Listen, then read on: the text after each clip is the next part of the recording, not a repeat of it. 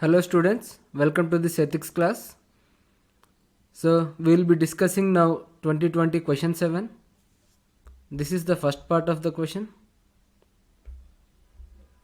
This is the second part of the question.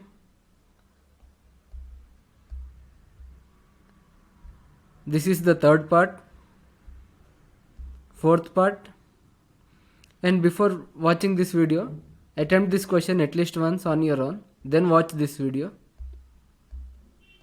And these are the questions that you need to answer. Now we need to discuss the ethical issues involved in the reappropriation of funds from a welfare project to development projects. It is again straightforward question. We need to identify as many ethical issues as possible. So we'll see. It is exclusionary development, not inclusive development. It increases inequalities. It leads to social unrest. See, this is a general aspect. Not only to this question, it applies to all the places where funds are diverted from a welfare project to developmental projects. Then we have another ethical issue. There is lack of parliamentary control. Then there is lack of transparency.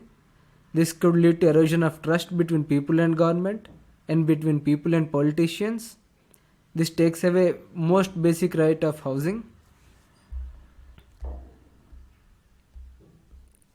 It leads to lack of public participation in decision making. It leads to centralization in decision making. It is an extremely unempathetic governance. We are taking away one of the most basic rights of housing, so it is very unempathetic. It leads to poor work culture. It is another issue that can be seen in lack of arrangement of funds beforehand. So they did not arrange for funds beforehand. They have accepted the project, but they have not developed how they will finance the project.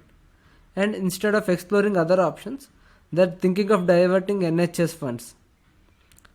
These are all nothing but poor work culture. They could have explored other options like borrowing, development assistance, public-private partnership, SDRs, restructuring finance, temporary arrangement for funds, etc. And instead they are covering this poor work culture with diversion of funds. So here you can use your knowledge of polity and economy as well when you are suggesting other options.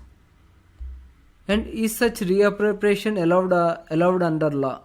Like if you have studied Lakshmikant, we find that to reappropriate, we need to pass token grant in parliament.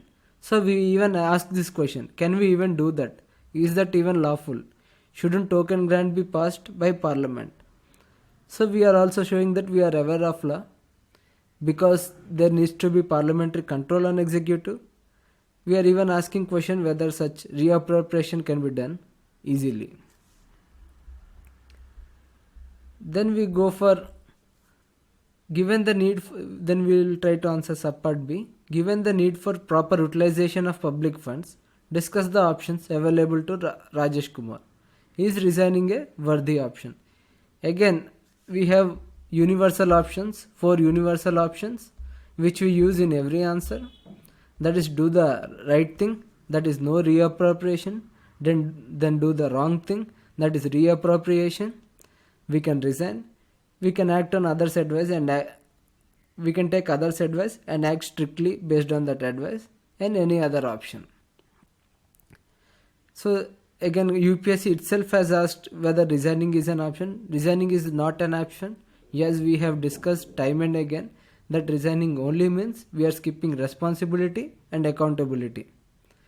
And acting on others' advice only means that we are skipping our only means that we do not have conviction and courage of conviction, and that we are not fit for our job. So we go for the right option, that is no reappropriation. Because we also need to show which option we will be taking, and we will justify that. We do not go for even reappropriation because of all the problems we have listed in part A. We won't go for reappropriation. We will go for no reappropriation. We will explore other ways of financing We will create good work culture, and we will try to solve all the problems in finance listed in part A. So this is the option we take. We will not reappropriate, we will find other ways of financing, we will improve work culture, and we will try to solve all the problems. Because these are the problems that are very important to address, and that is why UPSC keeps on asking questions based on these problems, because it's not an inclusive development. Even parliamentary control is not there, transparency is not there, then erosion of trust between people and government, then erosion of trust between people and politicians, inequalities, social unrest, and taking away one of the most basic rights. And there is lot of centralization, lack of public participation. It is very unempathetic. So these are very important issues that need to be solved, and that is how governance needs to be carried out, by solving all these problems. And there is also a lot of poor work culture. So that is why this question has been asked, and all of these points are very important in governance. So we need to have an inclusive, transparent, decentralized, with public participation, a very empathetic governance. So that is why values are very important in governance. So if we see how many words we got roughly around 181 words. Again, in ethics, it is always the quality of answer and not the quality of answer that is important.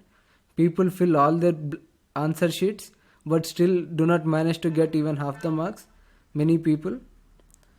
So focus on quality and time. That's all. Thank you.